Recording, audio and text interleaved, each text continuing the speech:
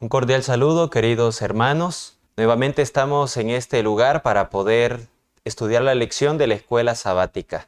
Y vamos a estudiar la lección número 6 para este sábado 7 de febrero.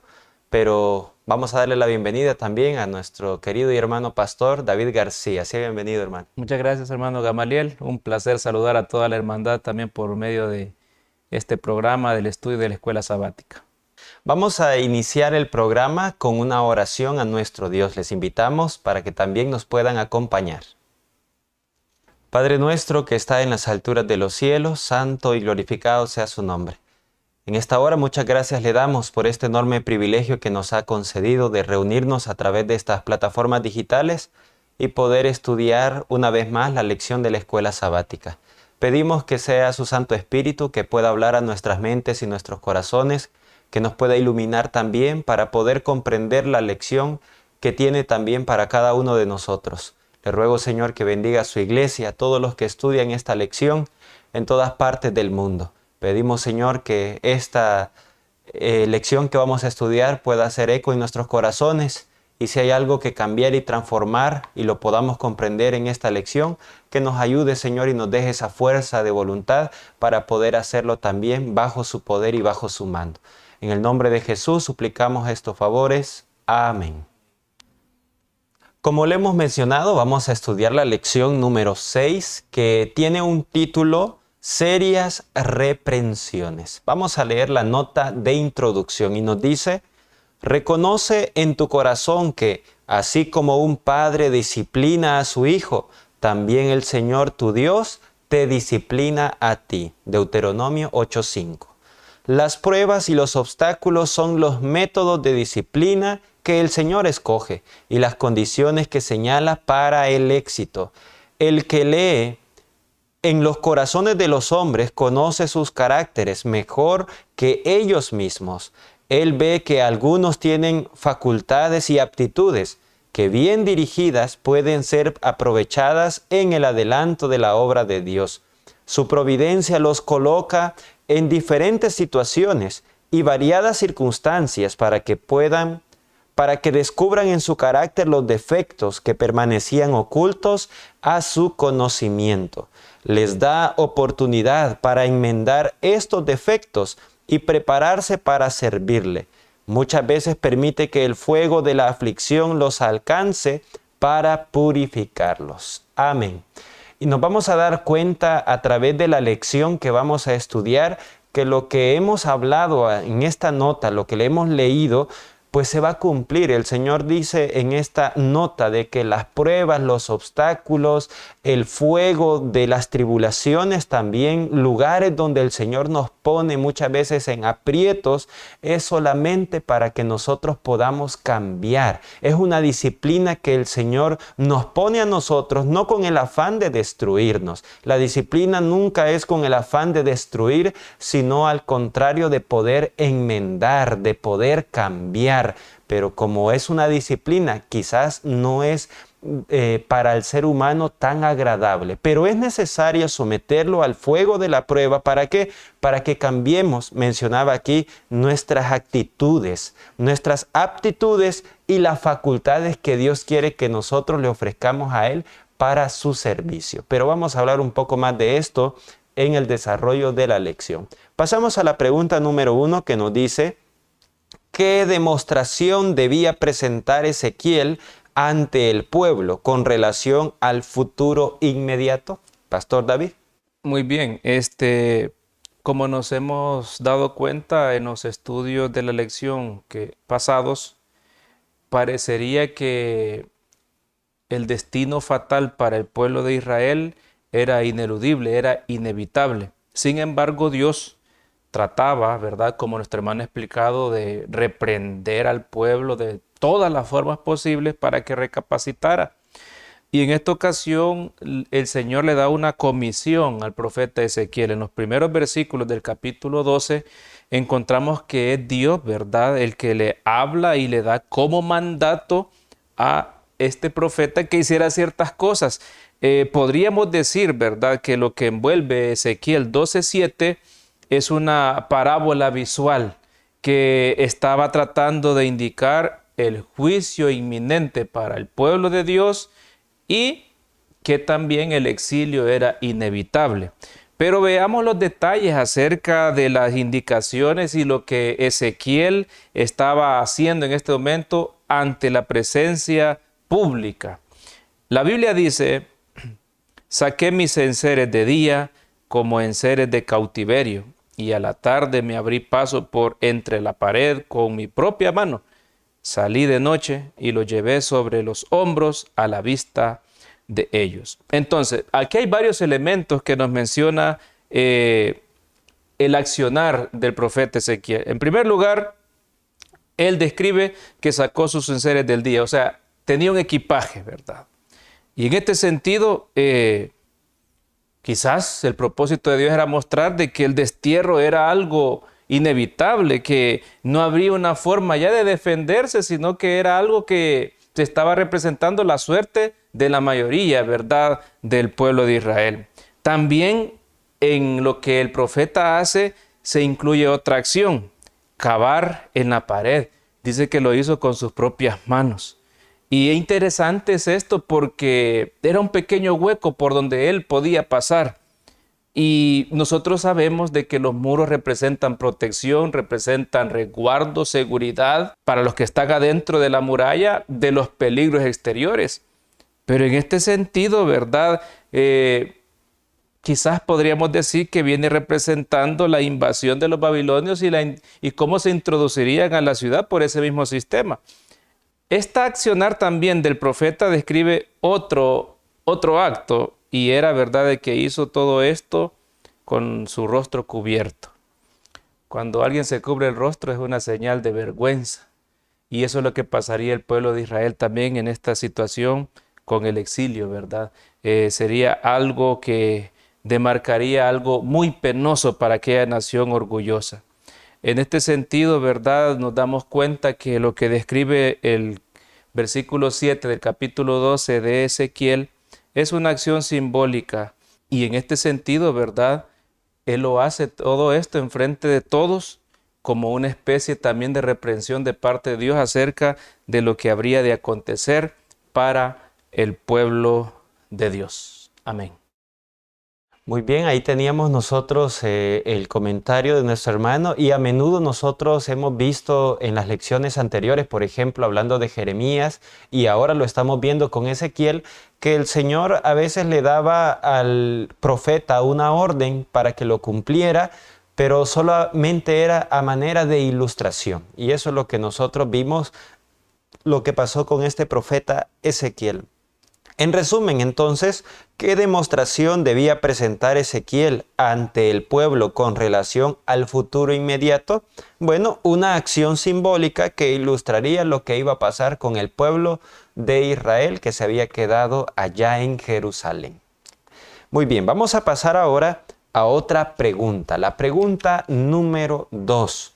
¿Qué dijo el Señor acerca de los líderes de Judá?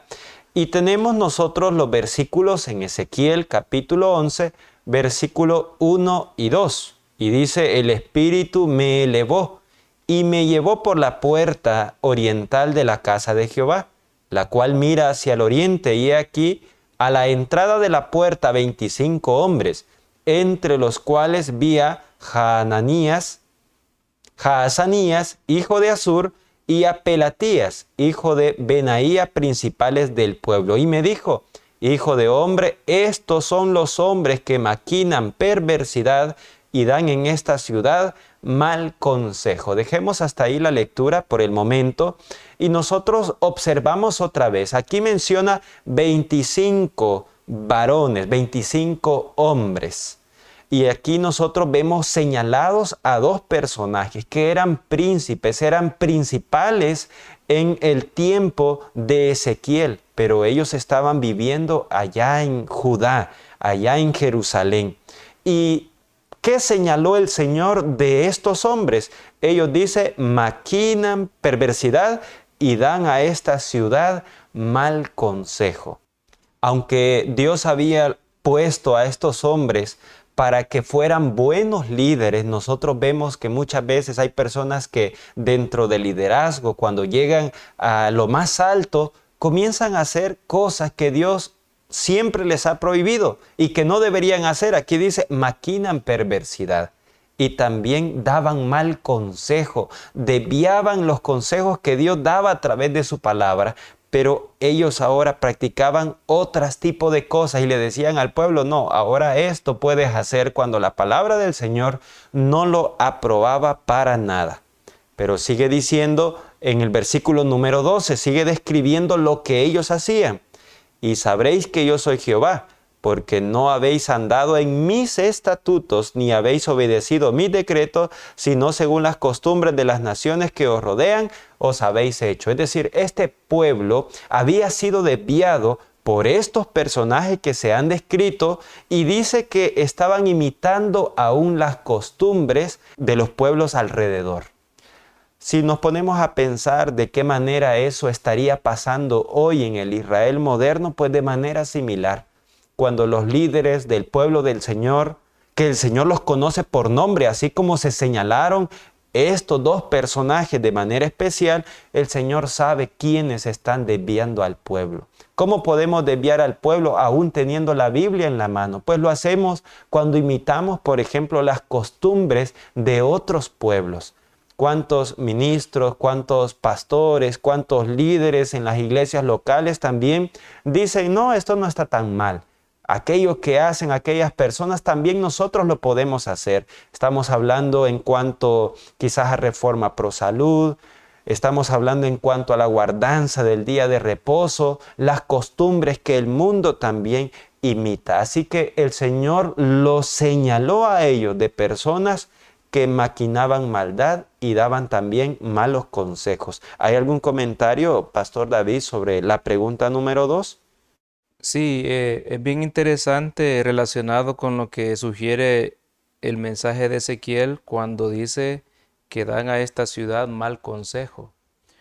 No necesariamente dar un mal consejo es hablar en contra de la doctrina, ni tampoco dar una interpretación inadecuada acerca de las profecías. Muchas veces el mal consejo puede basarse en transmitir un estado de tranquilidad a la iglesia, cuando no debe ser así, sino un estado de alerta, un estado de reconocimiento acerca de nuestro mal proceder. La historia bíblica sugiere de que estos dirigentes eran exhortados, ¿verdad?, por parte de Dios, por medio de su profeta, porque transmitían una sensación de seguridad, pero injustificada, ya que estamos dándonos cuenta que Dios estaba, ¿verdad?, ya enviando evidencia de lo que era inevitable. Y la nota me llama mucho la atención cuando dice, hoy en día, aplicando esto para nuestro tiempo, que los pastores mismos deben ser estrictos en cumplir la letra de las órdenes de la palabra de Dios. ¿Qué hubiera pasado si el profeta Ezequiel no hubiera querido hacer aquella dramatización de lo que Dios le hubiera dicho? No hubiera transmitido el mensaje. A veces a nosotros el Señor nos ordena cosas más claras, que nos muestra su necesidad de poder transmitirlas, pero nosotros no lo hacemos. No somos estrictos ni con el pueblo, ni nosotros mismos con nuestra individualidad. En este sentido, el espíritu de profecía exhorta de una manera muy exacta, fidedigna, a los que ocupan cargos de responsabilidad a que no sean negligentes. El negligente es el que sabe cuál es su responsabilidad, cuál es su deber, pero no lo hace, aunque tenga el conocimiento. Y eso está sucediendo hoy en día también con el liderazgo en la iglesia, aunque sea duro decirlo porque nosotros representamos liderazgo, pero lo cierto es de que se ve negligencia en el liderazgo. Se ve por el comportamiento de la iglesia, por la actitud de adormecimiento y de conformidad que hay en la iglesia, en el hecho de que falta que seamos más estrictos en conformidad a lo que Dios indica en sus órdenes, que son muy claras, y lo más delicado es que son fáciles para poder cumplir para cualquier persona que tenga el temor y el amor a Dios y agradecimiento por las cosas que Él ha hecho. Así que muy terrible poder considerar la grave responsabilidad que recae sobre la dirigencia del pueblo de Dios. Amén. Amén. También en la última parte de la nota dice de qué nos deberíamos ocupar. Y dice aquí, deben preocuparse de que los miembros sean fieles en el cumplimiento de su deber. Como ya hemos dicho, el negligente es aquella persona que sabiendo lo que debe hacer está retardando de manera voluntaria una acción que debería darse. Estamos hablando desde el principio de la nota de la disciplina que se debería ejecutar, de las acciones que se deberían ejecutar. Y el pueblo de Dios también debe entender que cuando se aplican disciplinas, hay diferentes tipos de disciplinas en la iglesia. La disciplina administrativa es una, la que se ejecuta en la iglesia, pero hay otro tipo de disciplina que es la que Dios también ejecuta con cada ser humano. Así que deberíamos considerar, mis hermanos, que en vez de ser como estos dos personajes que se señalaron, que eran personas que maquinaban perversidades y daban malos consejos, que nosotros no seamos como esas personas, ¿verdad? En resumen, podemos concluir. ¿Qué dijo el Señor acerca de los líderes de Judá? Dijo que maquinaban maldad, que daban malos consejos, que demostraban al pueblo una falsa también seguridad y que ellos mismos hacían que el pueblo imitara las costumbres de los pueblos paganos. Amén. Vamos a pasar a la pregunta número 3 y nos dice, ¿cómo se pronunció acerca de los falsos profetas? Pastor David. Bueno, la pregunta sugiere ser bastante puntual en relación a al pronunciamiento que se da.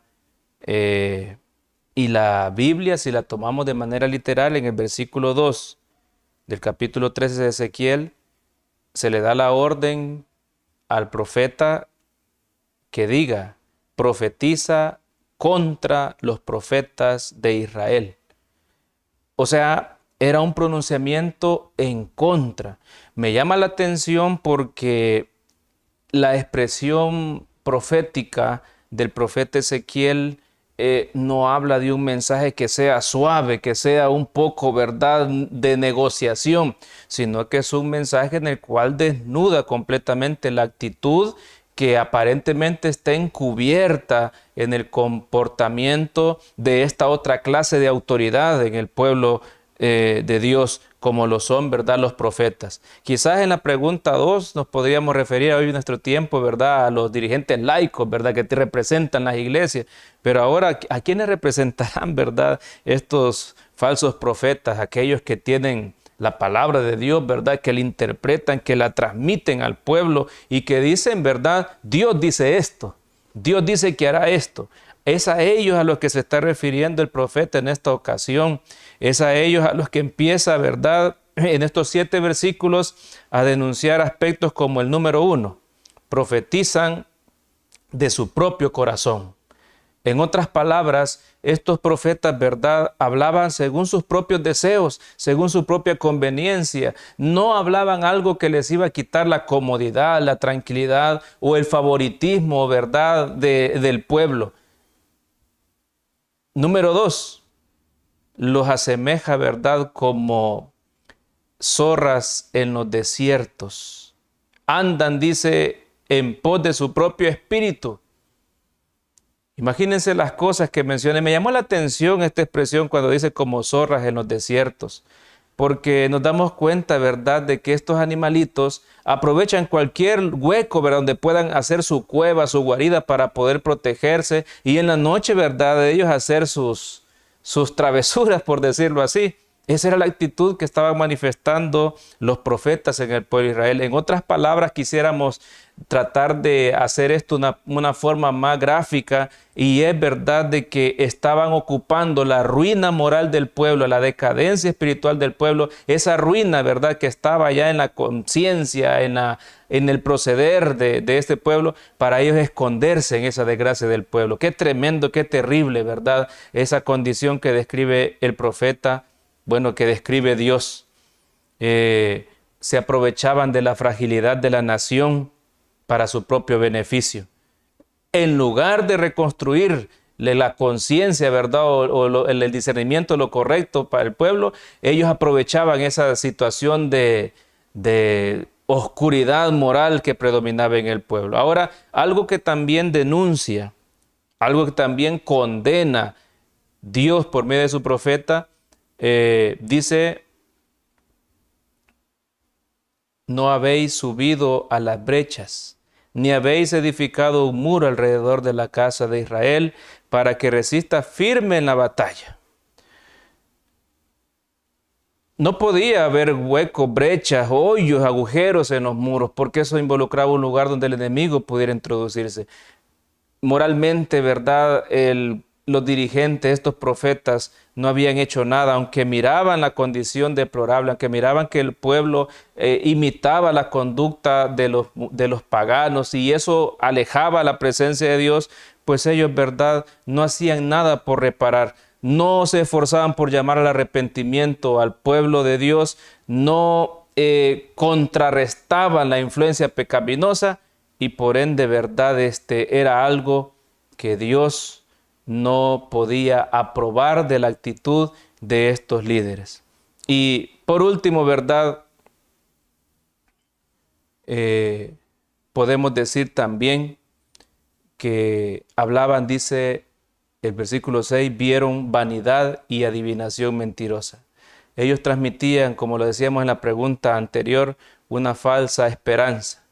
Y era algo contrario. Por eso es que el mensaje de Ezequiel causaba tanto revuelo, porque Ezequiel predicaba la verdad, pero una verdad que era incómoda, y en contraparte estos falsos profetas, ¿verdad?, ellos lo que enseñaban era lo que las personas querían escuchar. Así que esa situación no ha cambiado, hermano Gamaliel, hoy en día. Incluso entre nosotros como dirigentes, sabemos dirigentes, ¿verdad?, que hablamos cosas que nos ganen la popularidad de la iglesia, incluso de personas que andan caminando mal, pero como queremos esa comunidad estar de la mano con ellos, les hablamos cosas halagüeñas. Pero ojalá que nosotros tengamos ese espíritu del profeta Ezequiel de hablar, denunciar esa verdad, aunque sea incómoda, aunque sea difícil de poder asimilar, por amor al pueblo de Dios. Amén. Amén. Lo interesante es de que en esto que leemos nosotros, notamos nosotros la actitud que Dios tenía contra los profetas. En muchos momentos se les hizo llamado al arrepentimiento a los del pueblo, pero aquí no estamos viendo que es un llamado.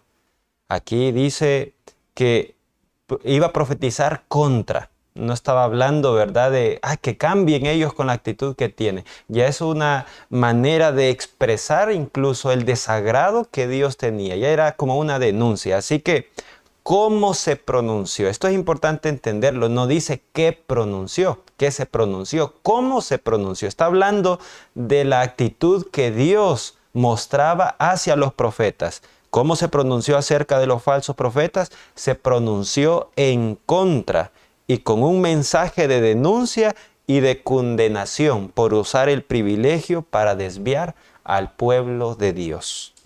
Vamos a pasar ahora a la pregunta número 4. ¿Qué se dijo acerca de los sacerdotes? Y vamos ahora con otra rama de liderazgo. Los sacerdotes, personas a los cuales el Señor, según dice Levíticos capítulo 10, versículo 10, que les había encomendado que ellos instruyeran al pueblo en cuanto a las leyes, en cuanto a lo inmundo, en cuanto a lo limpio, en cuanto a cómo presentarse delante del santuario. Hoy vamos a notar algo muy diferente, que ellos se desviaron completamente de la función que Dios les había asignado. Y en el versículo de Ezequiel 22, 26 nos dice: sus sacerdotes violaron mi ley. Aquellos que habían sido encomendados para enseñar la ley que estaban haciendo, ellos mismos la estaban violando y contaminaron mis santuarios. ¿Por qué? Entre lo santo y lo profano no hicieron diferencia, ni distinguieron entre inmundo y limpio, y de mis días de reposo apartaron sus ojos, y yo he sido profanado en medio de ellos. Así que esa dirigencia, estos sacerdotes que habían sido encomendados para ser primeramente ejemplo, después para poder instruir al pueblo, estaban haciendo todo lo contrario. Y el Señor estaba denunciando: ellos se han comportado de esta y de otra manera. Ahora, pasándolo ahora a nuestro tiempo, mis queridos hermanos, ¿qué estará diciendo el Señor también de nosotros? ¿Estará diciendo el Señor también que nosotros hemos violado su ley? ¿Estará diciendo de nosotros, ellos están contaminando mi santuario? Y nosotros vamos todos los días a la iglesia, vamos el día sábado, tenemos la recepción del sábado en la iglesia y hasta la despedida. Pero ¿será que nosotros estamos contaminando el santuario del Señor? Trayendo a Él cosas que son profanas y las ponemos como santas. ¿No las vemos dañinas también entre lo inmundo y lo limpio? ¿Qué es lo que nosotros traemos a la iglesia? Y no estoy hablando necesariamente de algo visible, algo material. Estoy hablando también de asuntos espirituales. Muchas veces hoy traemos adelante de Dios actitudes que son inmundas, que son no limpias, ¿sí? Traemos cosas profanas, ideas erradas, de tal manera, y hoy, mis queridos hermanos, es muy lamentable que la nueva generación, o la generación, mejor dicho, que hoy estamos viviendo, hoy parece que no sabe distinguir entre lo que es bueno y lo que es malo. ¿Por qué? Porque los dirigentes han dejado esa brecha en los pensamientos de los corazones de los hermanos. Y a veces decimos, no, eso yo creo que no es tan malo. Pero existe a veces esa duda, ¿será o no será? Recuerdo que antes hay muchas cosas en la iglesia que los pastores de antaño mantenían y a uno le decían, es que esto es malo. Y se mantenía así. Hoy se duda. ¿Será esto malo? No, yo creo que no, ¿verdad? La modernidad que hoy tenemos hace que seamos más blandos a considerar que aquello que era malo lo queremos transformar y decimos, es que no era tan malo. Tal vez los de antaño no entendían mucho, pero pastor, ¿de qué manera cree usted que también se está dando hoy en día en la iglesia? Que no hay diferencia hoy entre lo santo y lo profano, entre lo inmundo y lo limpio. Pues estas primeras lecciones, ojalá que los que somos pastores, ancianos, obreros, podamos tomarlas como un análisis personal, porque no distamos mucho de esta triste condición que se vivía en este tiempo crítico. Y es que yo entiendo que Ezequiel 22:26 es un claro recordatorio de la necesidad que hay de hacer una distinción entre lo que es correcto y lo que es incorrecto. Y estamos sumamente convencidos que si el ministro, que si el dirigente no tiene esa percepción clara de lo que es correcto, el pueblo tendrá que pagar las consecuencias. Hay un escrito que creo que algunos de ustedes lo han leído, y es que el pecado del ministro es 10 veces más grande que el del miembro de iglesia común, como lo podemos decir nosotros. Y las denuncias que Dios estaba haciendo eran unas denuncias muy claras. En este sentido, como nuestro hermano me preguntaba, ¿cómo se podrá poner en práctica esto? Hay cosas que el ministro guarda en su corazón, que las toma como opiniones personales, que muchas veces discutimos resoluciones que son claras en la Biblia, en el espíritu de profecía, y nosotros decimos, bueno, allí dice eso, pero yo creo esta otra, creo que esto es así. Y introducimos eso, ¿verdad?, bajo esa, digamos, profesión de ministro del Evangelio y corrompemos el culto de Dios, violamos la ley de Dios de esa manera. A Dios no le gusta un ministerio libertino, a Dios no le gusta un ministerio liviano, a Dios no le gusta un ministerio moderno. El ministerio debe ser como fue establecido desde un principio bajo esas condiciones.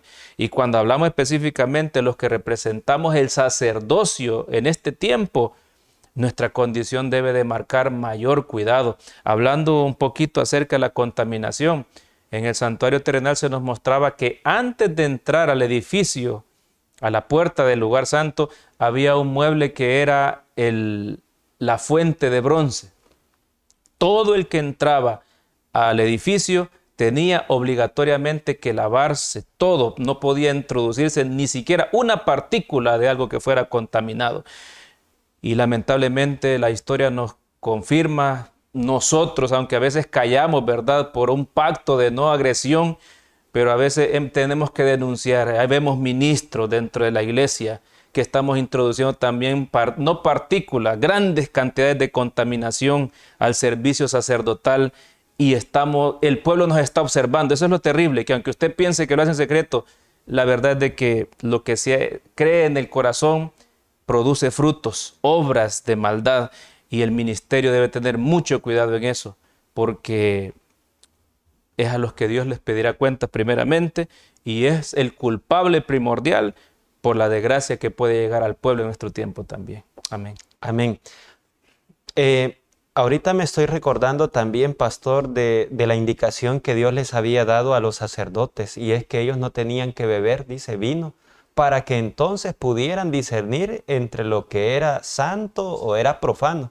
Me pone a pensar que a veces nosotros tal vez podemos comenzar a tener dudas de ciertos principios, como usted dice. Yo creo algo demasiado personal porque muchas veces estamos bebiendo de otro vino, no el vino puro. Nos alejamos de leer el espíritu de profecía y de la Biblia y comenzamos a buscar teorías que se exponen en otros pueblos, y entonces decimos, no, allá parece que no es tan malo y es aceptable. Y de esa manera también comenzamos a perder la visión de aquello que es sagrado o aquello que también es inmundo o profano también. La Biblia dice, procura con diligencia presentarte a Dios aprobado, como obrero que no tiene de qué avergonzarse y que usa bien, dice, la palabra de verdad. En conclusión, ¿qué dijo acerca de los sacerdotes? Dijo que habían violado la ley, habían contaminado su santuario, no haciendo diferencia entre lo santo y lo profano, ni distinguiendo entre lo inmundo y lo limpio. Además, dice que los días de reposo se habían apartado y el nombre del Señor había sido profanado en medio de ellos. Ahora vamos a pasar a la pregunta número 5. ¿Qué ocurría con la mayoría del pueblo? Pastor David. Bueno, y aquí es donde quiero también hacer hincapié. Ya pasamos la etapa en la cual se está denunciando al liderazgo, a los representantes de las tribus, al que tiene el don profético y a los que ministran, ¿verdad?, el culto al sacerdocio. Ahora pasamos, ¿verdad?, a la actitud del pueblo en general. Ahí donde el pastor, ¿verdad?, le es más fácil ver, donde el pastor sí está viendo y dice, qué triste la iglesia, la decadencia en la que se encuentra, donde el pastor, el obrero empiezan a corregir, a exhortar, a regañar, a disciplinar, etcétera, etcétera, porque los pecados del pueblo aparentemente son más evidentes y son más comunes. Pues eso sucedía en este tiempo de desgracia para el pueblo de Dios. El pueblo, según lo que dice Ezequiel 22, 29 y 30, el pueblo de la tierra usaba la cometía robo, robo al afligido, dice, y al menesteroso hacía violencia. En otras palabras, para no leer todo el texto que es tan caótico, nos damos cuenta, resumiendo la idea de esta escena, que Dios está haciendo un resumen de una crisis social grave, no en todo el pueblo, pero sí en la mayoría del pueblo. Había violencia, no se salvaba ni el extranjero, y llega un punto, ¿verdad?, en de que se vuelve una corrupción casi total, abuso a los más vulnerables. Y en ese momento, ¿verdad?, en esta situación tan triste, Dios, ¿verdad?, cambia un poco la situación para buscar algo que de aliciente, y el versículo 30 dice, busqué entre ellos hombre que hiciese vallado y que se pusiese en la brecha delante de mí a favor de la tierra, para que yo no la destruya, y no lo hallé. La figura de este personaje que se busca, ¿verdad?, para que se pusiese en la brecha, no cuenta la historia bíblica, ¿verdad?, que se relaciona con el hecho de que en una guerra, cuando el ejército enemigo estaba tratando de introducirse, habrían huecos, pequeños huecos en los muros. Y los soldados, ¿verdad?, o un soldado tenía que sacrificarse, tenía que meterse en ese hueco y a costa de su vida evitar que el enemigo se introdujese. Eso debía haber hecho, ¿verdad?, los dirigentes del pueblo de Israel, del pueblo judío, del pueblo israelita también. Eso debemos de hacer nosotros cuando vemos que se están queriendo quebrantar los principios, cuando vemos de que un hermano está en pecado, una iglesia está creyendo cosas distintas, o estamos viendo, ¿verdad?, que la reforma pro salud se está empezando a dejar de practicar, o que nuestros principios, alguna gente dice, los principios ya no son como antes. Los principios siempre serán principios. El problema es que ya no los obedecemos como tal. Y eso habla acerca de la triste decadencia que está ocurriendo hoy en día también, porque esta lección es para nosotros, en la mayoría del pueblo de Dios. Es muy preocupante, es muy alarmante la condición de letargo, la condición de maldad, ¿por qué no decirlo así?, que se está manifestando dentro de los muros de Sión también. Que Dios nos ayude, porque el profeta dice, busqué, dice, para que con esa, quizás uno hubiera sido, para no destruirla. Pero el profeta desalentado dice, verdad, mas no lo hallé. ¿Será que hoy en día también el Señor está buscando esos personas valientes que a costa de su vida, de su comodidad, de su aprobación social, ¿verdad?, tengan que tapar esos huecos que se están haciendo cada vez más y más grandes? Que Dios nos ayude, que Dios nos ayude.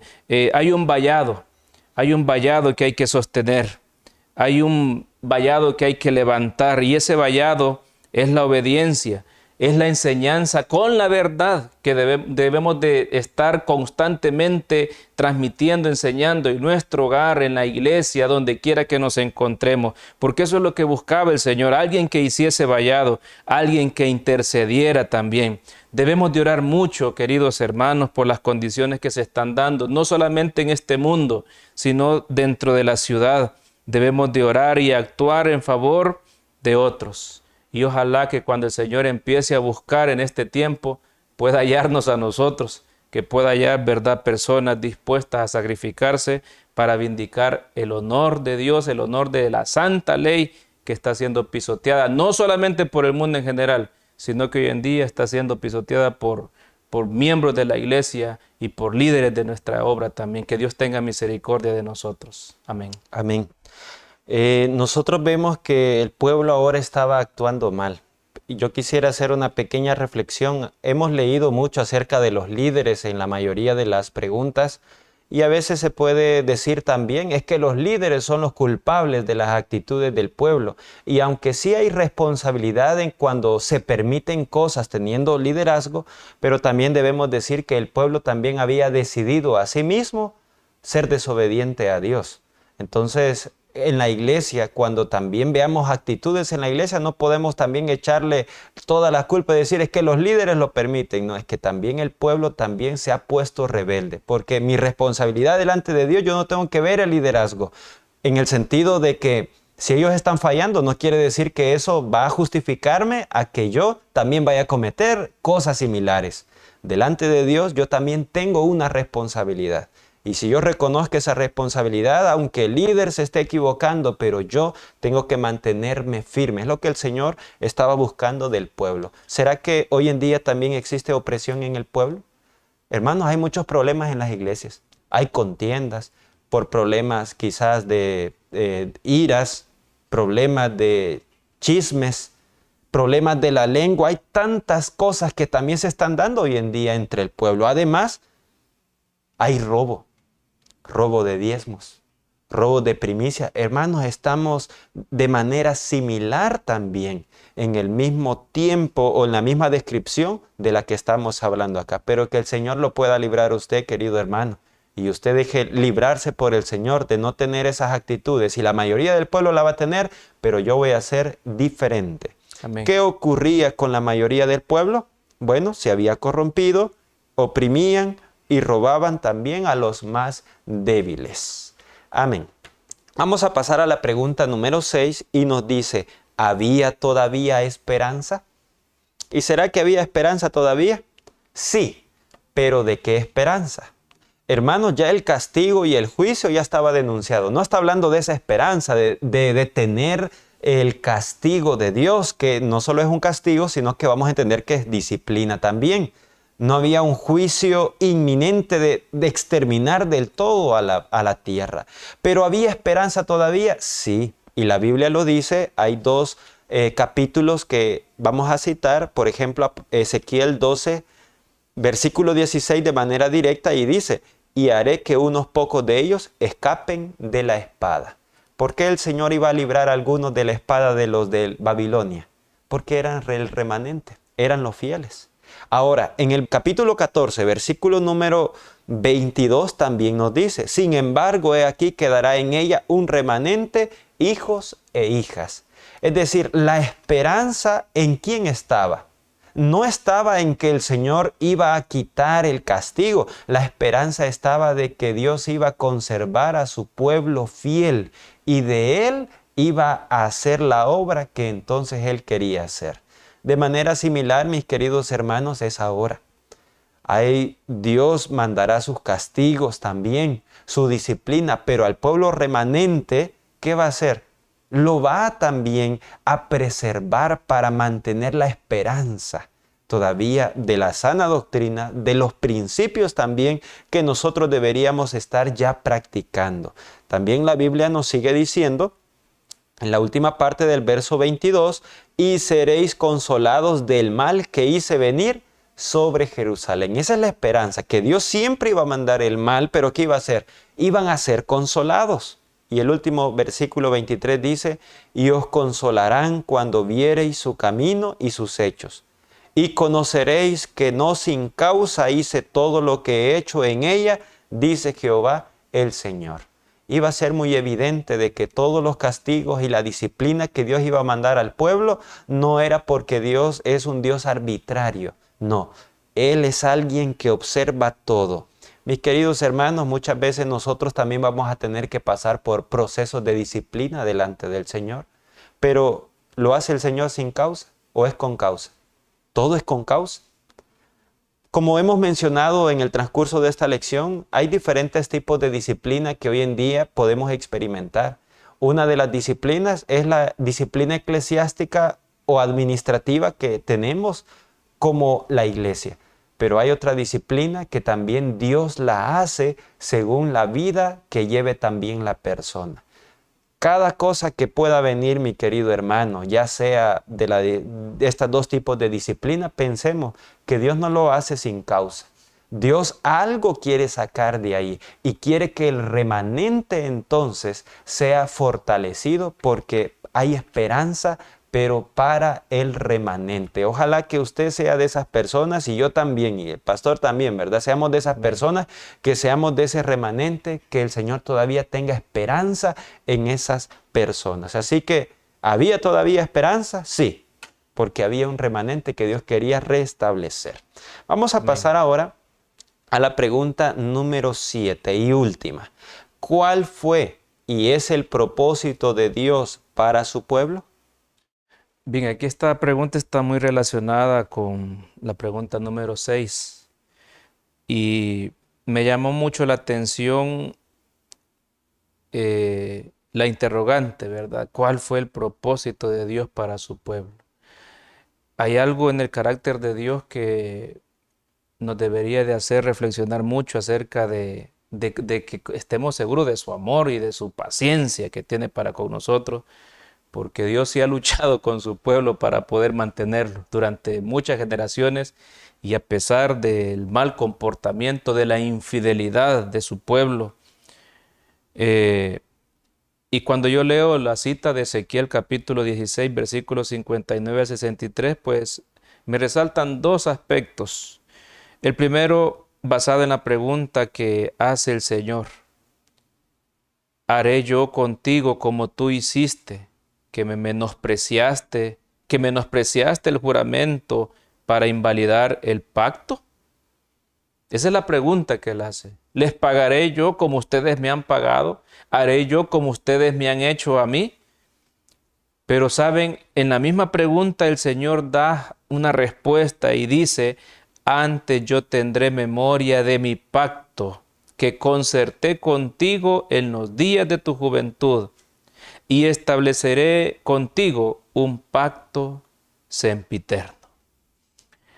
Y eso me gusta y me llamó la atención y nos preguntamos qué quiere decir un pacto sempiterno.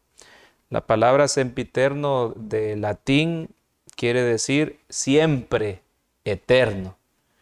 O sea, algo que una vez ha comenzado, algo que una vez se ha establecido, durará para siempre.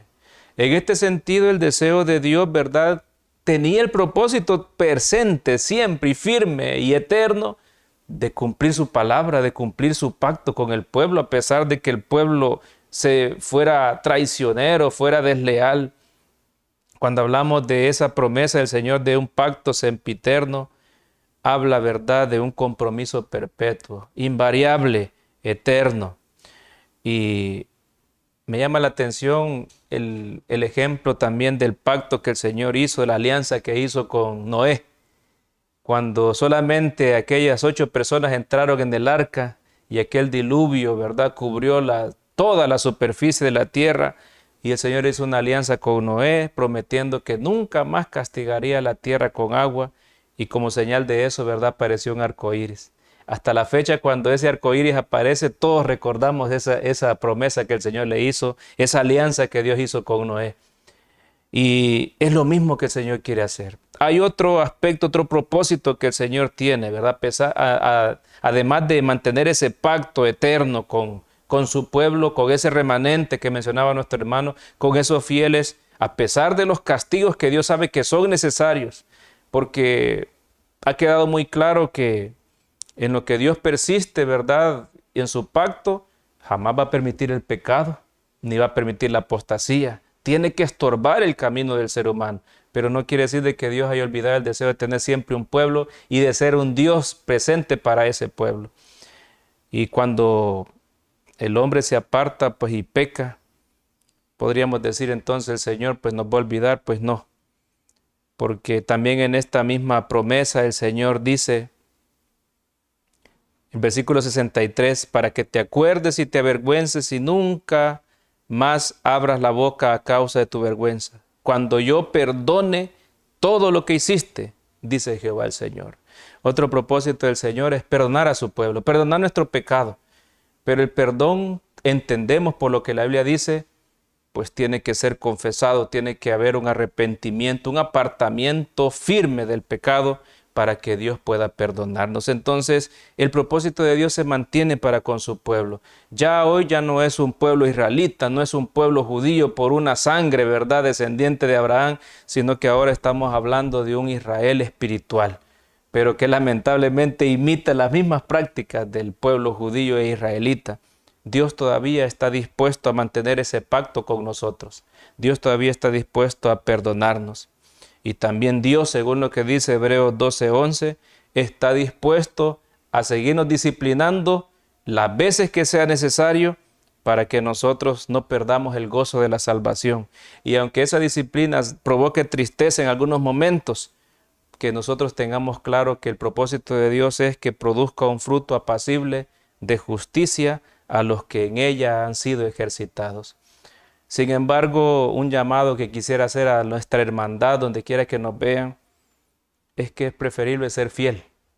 Es preferible cumplir el pacto que hemos hecho con Dios y no esperar que llegue la disciplina divina, que no lleguen las consecuencias, que no lleguen esos días malos por causa de nuestro mal comportamiento.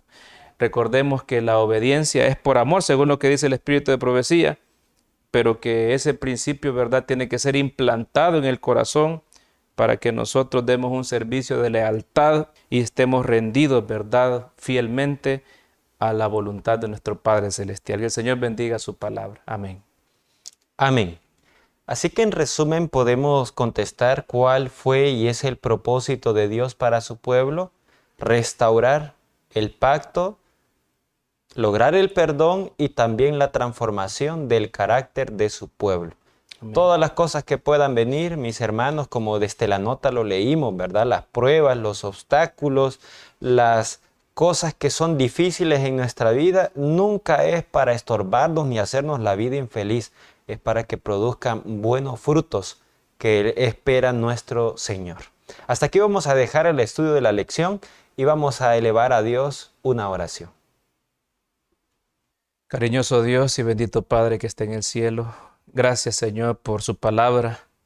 Gracias por el estudio de la escuela sabática. Ayúdanos, Señor, para comprender este mensaje, para aplicarlo a nuestra vida. para no repetir la historia de desobediencia, de rebeldía de su pueblo. Ayúdenos, Señor, para recibir la disciplina y la amonestación, aunque sea severa, aunque sea difícil y dura para nuestra condición, para que podamos evitar, Señor, el castigo eterno y definitivo que sobrevendrá a esta tierra. Bendiga a su pueblo, querido Dios. Por favor, oro por el ministerio ordenado, organizado en todo el mundo, para que seamos un liderazgo, Señor, que vele por la iglesia, que velemos por nuestra propia vida y la de nuestras familias, que no seamos pastores o ministros que encubramos el pecado y mucho menos que también, Señor, lo fomentemos en nuestra fe. Perdónenos si hemos obrado mal, pero ayúdenos para tener un espíritu distinto. Y perdone a su pueblo también, Señor. Ayúdenos para que en conjunto podamos luchar y podamos transmitir la imagen de su carácter reflejada en nuestra vida. Bendiga este estudio y a cada persona que semana a semana es parte de esta meditación. Ayúdenos, Señor, en estos tiempos difíciles en los que vivimos para representarle dignamente. Levántenos de esta oración con su bendición y bendiga a todas las iglesias esparcidas en el mundo entero. Lo pedimos en el nombre de Jesús. Amén y amén. Es de esta manera como hemos concluido con el estudio de la lección de la escuela sabática, esperando que todos los comentarios que se hayan vertido puedan ser aprobados por nuestro Dios y que sean de ayuda también para cada uno de nosotros. Desde ya les deseamos un feliz sábado y que el Señor les bendiga. Bendiciones para todos.